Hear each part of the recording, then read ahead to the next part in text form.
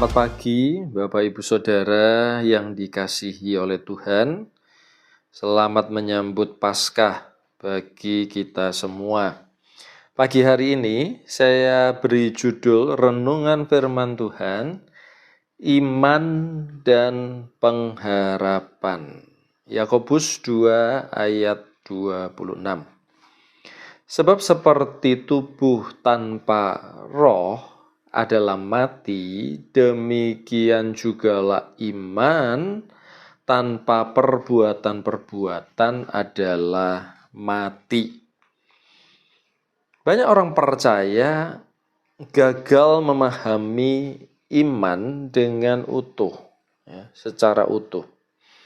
Sehingga iman tidak bekerja dengan maksimal di dalam kehidupan kita.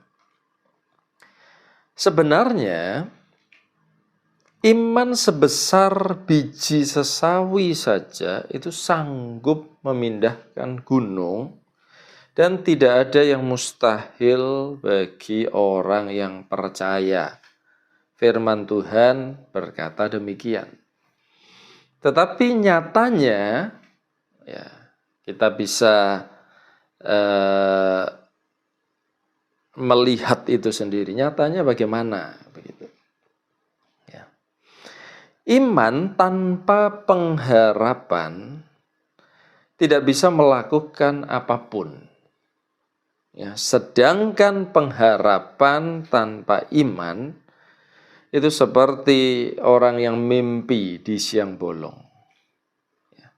Tetapi jika iman itu disertai perbuatan-perbuatan, Yakobus 2 ayat 22, kamu lihat bahwa iman bekerja sama dengan perbuatan-perbuatan, dan oleh perbuatan-perbuatan itu iman menjadi sempurna. Iman itu menjadi nyata, bukan hanya teori. Kita sanggup melakukan apapun juga. Perhatikan jemaat Tuhan, kita sanggup melakukan apapun juga jika iman itu disertai dengan perbuatan-perbuatan. Mengapa demikian? Saya ingin menjelaskan hal ini terlebih dahulu. Ayat di atas mengatakan bahwa iman itu seperti tubuh dan pengharapan itu seperti roh. Atau di atas menggunakan kata perbuatan. Saya menggunakan kata pengharapan. Itu seperti roh. Tubuh hanya bisa melakukan sesuatu jika digerakkan, didorong, dimotivasi oleh roh atau jiwa. Tubuh tidak bisa bergerak sendiri. Dia membutuhkan arahan atau petunjuk. Dan tubuh hanya melakukan. Yang mengarahkan, yang menunjukkan apa yang harus dilakukan tubuh itu adalah roh atau jiwa. Begitu. Roma 4 ayat 18 mengatakan demikian.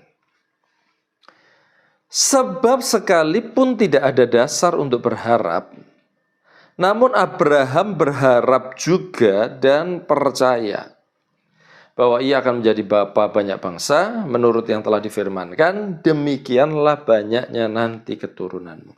Mengapa Abraham itu disebut bapa orang beriman? Karena Abraham berharap dan percaya, bukan hanya percaya seperti kita pada umumnya. Pokoknya aku percaya.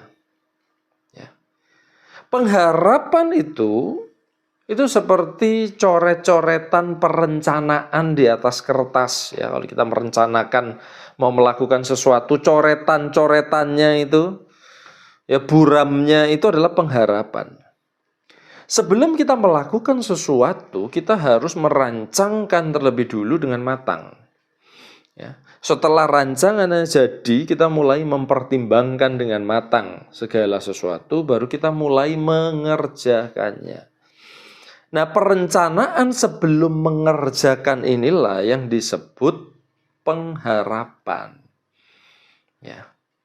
Jadi kita nggak mungkin, iman tidak mungkin melakukan sesuatu jika belum ada pengharapan.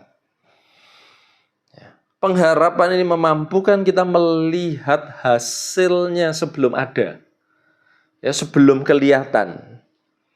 Dan imanlah yang akan melakukan sesuai dengan pengharapan. Begitulah cara kerja iman dan pengharapan, Bapak Ibu Saudara.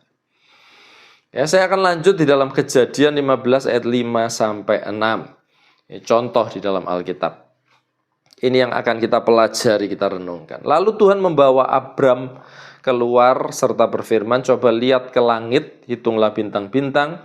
Jika engkau dapat menghitungnya, maka firman-Nya kepadanya, demikianlah banyaknya nanti keturunanmu. Lalu percayalah Abram kepada Tuhan, maka Tuhan memperhitungkan hal itu kepadanya sebagai kebenaran. Sebelum iman Abraham sanggup melakukan hal-hal yang mustahil, saudara mungkin lupa ini yang dilakukan oleh Tuhan kepada Abraham.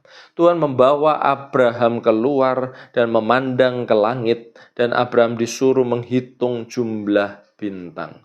Dengan demikian, sebenarnya Tuhan sedang memberikan gambaran atau pengharapan kepada Abraham bahwa keturunannya akan sebanyak bintang di langit. Tuhan kasih alat peraga, saudara, supaya bisa dibayangkan, dipikirkan. Dan sejak itu iman Abraham punya gambaran yang jelas apa yang harus dilakukan.